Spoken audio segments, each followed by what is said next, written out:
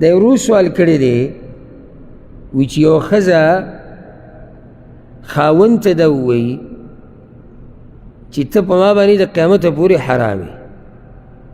ښځې خاوند ته وایي ته په ما باندې قیامته پورې حرام یې، یعنې زما ورور یا زما پلار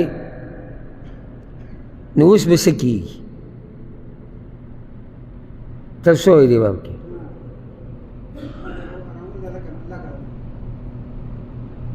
نو چې اوس یو سړی ښځې ته وایي ته په ما حرام یې،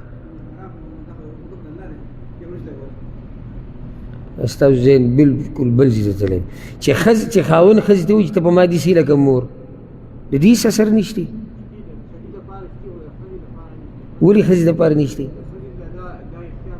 بارک الله فیک. دی جواب دی طلاق ورکول یا زهار، دې ته زهار وایي چې یو سړی په ځان باندې ښځه حرام کړي چې زما ښځه په ما داسې ده لکه مور یا خور یا لور او په ځان یې حرامه کړه. دا مسلې د سړي سره تعلق ساتي، دا د ښځې سره تعلق نه ساتي. یعنې ښځه خاوند ته نشي ویلی چې ته په ما طلاق یې یا ته ما طلاق کړی. او دا د الله رحم دی، د الله په هر کار کې حکمت دی چې طلاق او دا خبرې یې سړو په لاس کې اخو دي. ګنې د ښځو پتنې د ورځې څو پیرې طلاقولو چې کور ته سر را نه شي ته طلاق یې. سړی سنجیده وي، سړی د عقل خاوني، او یاره که ځان دې اسمان ته وخیجې که نه واپس را ټوپ کړي چې زه دا ثابتوم چې سړی او ښځه یو شی دی، لکه څنګه چې د انګریزان او د بد جاهلان دا چغه وی سړی او ښځه یو شان دي. د قیامت سحر را به شي خو څوک دا نشي ثابتولی چې سړی او ښځه بلکل یو شان دي. دوی کې فرق دی، او د عقل خاوند دا مني چې دوی کې فرق دی. یو فرق دا دی چې د سړی په عقل کې پوخ او زنانه عقل کې کمزوري ده. نو ځکه ګوره کور کې څومره مسلې دي سړو ته راشي، خو د طلاق دا ټکی دی چې فعال اسانه نه وي. د ښځې سره طلاق لا نشتی، او چې معمولي څه خبر راشي دی خاوند ته وي تا ماله څه کړي دي، یعنې په لنډه په دوو ټکو کې دله قیسه ټوله ختمه کړي تا ماله څه کړي دي، تا کم ځان مړ کو دي سي. دا د ښځو عادت دی. نو سوچ وکړه دوی سره طلاق په لاس کې وی نو بیا به یې ګوره څه کولی، یا دا چې دا طاقت ورسره وی چې یاره خاوند په ځان حرام کوي، په مخه به وي ته په ما حرام یې. نو دلته دا یاده کړئ چې کله یوه ښځه خاوند ته دا وایي چې ته به ما حرام یې د قیامته پورې، نو دا نه زهار دی نه طلاق دی، دا قسم دی. او دې ته ویلی کېږي حلال حرامول. لکه یو سړی دا ووایي، لکه یو ښځه دا ووایي چې په ما باندې د پلانې خوراک حرام دی، زه چرګ ما په ځان حرام کړی دی، زه را چرګ نه خورم. نو دا دی یو قسم قسم خوړلی دی او دا کار یې ناروا دی. ولې ناروا دی؟ حلال شی حرام کړی. لکه ګوره دلیل پې ښکلی دا دی چې پیغمبر صلی الله علیه وسلم کله دا وایي چې زه به ګبین نه خورم په ځان مې حرام کو، نو الله ورته وایي لم تحرم ما احل الله لک، چې الله دله یو شی حلال کړی ته یې ولې حرام یې؟ نو بیا ورته وایي قد فرض الله لکم تحلة ایمانکم، الله ستاسو دپاره د قسمونو ماتول هغه داسې ټیم کې لازم کړي دي. کفاره و بیا ورکړي، قسم مات او کفاره یې ورکړه. نو اوس د دې زنانه باندې څه دي؟ دې زنانه باندې کفاره د قسم ده، که دا دې خاوند سره میلاو شي یا خاوند دې سره میلاو شي په رضا باندې، نو په دې باندې بیا د قسم کفاره ده. ځکه چې دې چې دې خاوند ته ویلي چې ته په ما حرام یې، معنی دا چې زه به تا ته نه نږدې کېږم، نو کار یې ناروا وکړو ځکه چې حلال شی حرام کو، او چې او لازم به نږدې کي دا قسم به ماتوي ځکه چې قسم ناروا دی. نو چې کله دا د خاوند سره نزدېکت وکړي به خپله رضا نو قسم دې مات کو. چې قسم مات شو بیا د قسم کفاره ده، او د قسم د کفارې مسله کوم ځای کې ذکر شو؟ پرون بله ورځ اوس ذکر شو، د تېر شوي سوال کې ذکر شو. هغه کفاره ده دلته. او داسې خویندو ته موږ نصیحت کوو چې د الله نه یره پکار دی، او حلال شیزونه په ځان حرامول دا ناروا کار دی، او نه د اختیار الله موږ له راکړی دی. د مسلې ډېر یعنې سړی کوشش وکړي ډېرې لارې د مسلې نه د وتو سړی پیدا کولی شي د قرآن او حدیث په رڼا کې. ولړ یو کار داسې وکړي بیا وروسته تپوسونه کوو. زما خواله بدون مبالغه وایم که روزانه نه شي دویم ورځ یو کس را روان او ما ښځې ته وایي ته طلاق دی، اوس زه څه وکړم؟ نو دا به څه طریقه دی؟ نو چې دومره بیا تا کې زور نشتی چې وروسته دا خپله خبره پاتې کړي او بیا ګرځي کله په یو پسې ځي او کله بل پسې ځي، په هغه ټیم سړی سوچ وکړي، فکر وکړي چې دا زه چې طلاق دا فیصله کوم بیا به دې نه به څه نتیجه راوځي او په دې به څه مرتب کېږي.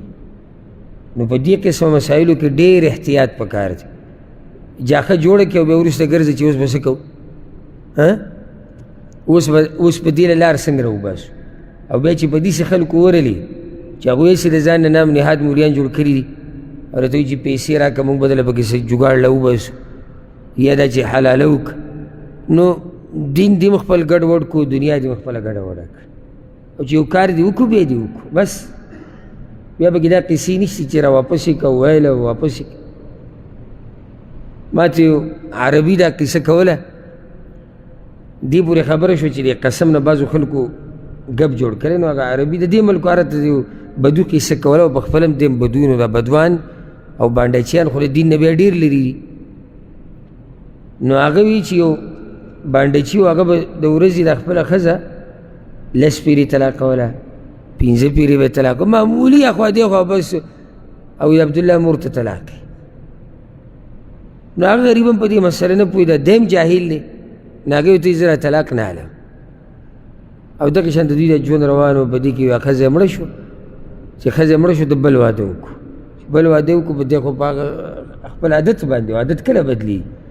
نو هغه ښځې ته یې وایي ته طلاق، هغې سامان وامان وتړو، غوټه موټې راواغېستې، بس وایي قصه ختمه وایي تا زه طلاقه کړ. نو بیا په هغه ځي کې ارمان وکړي چې الله دې عبدالله مور وبخي، موږ به له 10 طلاقه ورکړو د ورځې، خو هغې به نه اخېستو او دې یو پیر طلاق واخېستو. نو دې کې دا نه ده چې زه یو کار وکړم وروسته او بیا ګرځم چې دا به څه کېږي. او دا بعض وایي زما ښځې ګوره داسې نه دي ویلي چې او صحیح شوه، په دې کې داسې لازم نه ده چې ښځه به تا ته څه وایي چې صحیح شوه، چې تا طلاق ورکړو دا طلاق کېږي.